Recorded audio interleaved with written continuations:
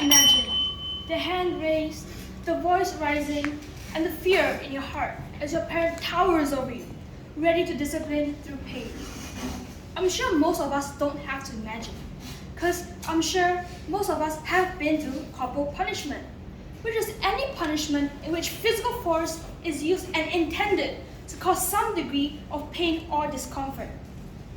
That is stated in the UN Community of the Rights of the Child, comparably to domestic abuse, which is controlling, threatening, or violent behaviors from partners or family members. Sounds familiar? So what separates physical discipline and abuse? Or is corporal punishment just abuse wrapped in excuses? That is why today I aim to challenge and uncloud your beliefs, show how the normalization of corporal punishment is not just ineffective, but also have harmful impacts. Did you know, in an experiment sample with 11,044 children ages 5 to 8 across multiple races in America, 80% of those kids had been spanked. That is 8,835 kids being hit. Or how the World Health Organization reports globally 1.2 billion kids are being subjected to corporal punishment each year at home.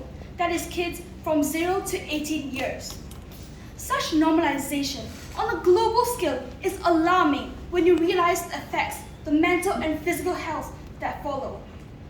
With a sample of kids 10 and above, they showed increased signs of antisocial behaviors and unstable relationship with peers and parents, with even common levels of spanking.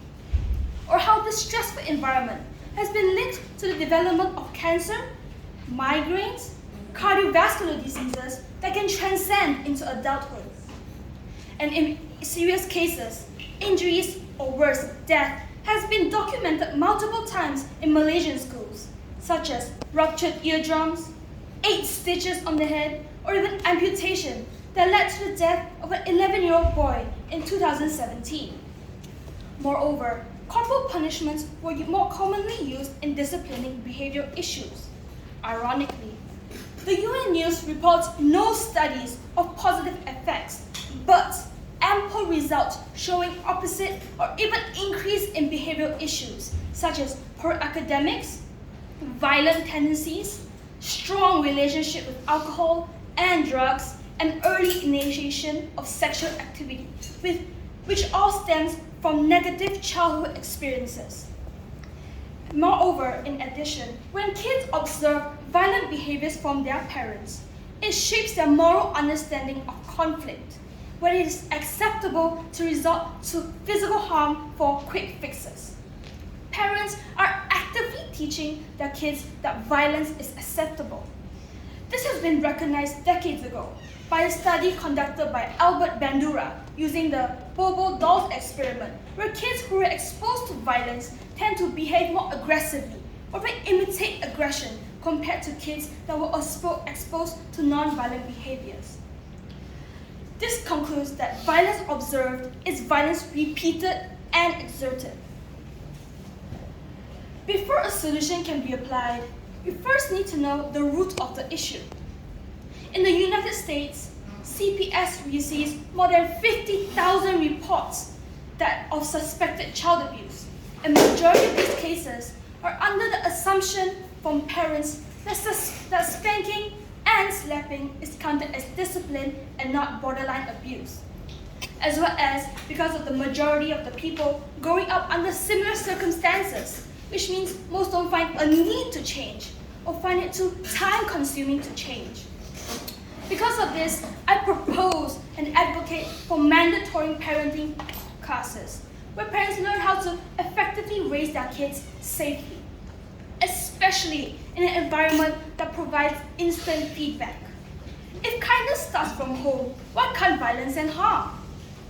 With this initiation, parents are educated of the harms of corporal punishment, which starts the change to stop the normalizing of such methods, and with the help of experts to learn proper methods and not the misinformation online. Alongside proper aid, I advocate for a program that allows future and current parents to experience parenthood through simulation. This was inspired by the Baby Think It Over program, which was targeted to teens to teach responsibility and decision-making skills before taking on a real child by having a doll that stimulates the real needs of a kid. Using this concept and combining with our ever-advancing technology, I advocate and support the initiative for a more comprehensive and detailed simulation for people who are considering to be parents. With helpful feedback, allow them to identify their weaknesses and gain support while learning healthier coping strategies. Such systems can even help detect potential risk factors such as unresolved trauma or emerging abusive tendencies that can allow the individuals to be referred to help, hypothetically reducing chances of abuse. To conclude it all, the line between corporal punishment and abuse is thin and often blurred. Instead of repeating harmful patterns under excuses such as "I turned out fine," we should recognize the need for change by implementing mandatory parenting classes and realistic simulation programs. We can educate, prevent, and reshape how future generations are raised. Change starts with us. Change starts with you. Let's nurture a world where kids are taught through guidance and not pain. Thank you.